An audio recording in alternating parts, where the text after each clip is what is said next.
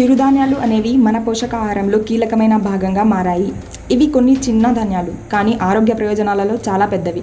పూర్వకాలం నుండి మన దేశంలో వినియోగించే మిల్లెట్లను నేడు ఆరోగ్య కాన్షియస్ ప్రపంచంలో తిరిగి ప్రముఖంగా మారాయి. మిల్లెట్లలో విటమిన్లు, ఖనిజాలు మరియు ప్రోటీన్లు విరివిగా ఉన్నాయి. ఇవి ముఖ్యంగా కాల్షియం, పొటాషియం, మెగ్నీషియం మరియు ఐరన్ వంటి ఖనిజాలు జతచేస్తాయి. ఇవి ఎముకల ఆరోగ్యాన్ని మెరుగుపరచడంలో మరియు రక్తంలోని ఇనుమును పెంచడంలో సహాయపడతాయి. మిల్లెట్లు హృదయ ఆరోగ్యాన్ని మెరుగుపరచడానికి ఎంతో ఉపకరిస్తాయి.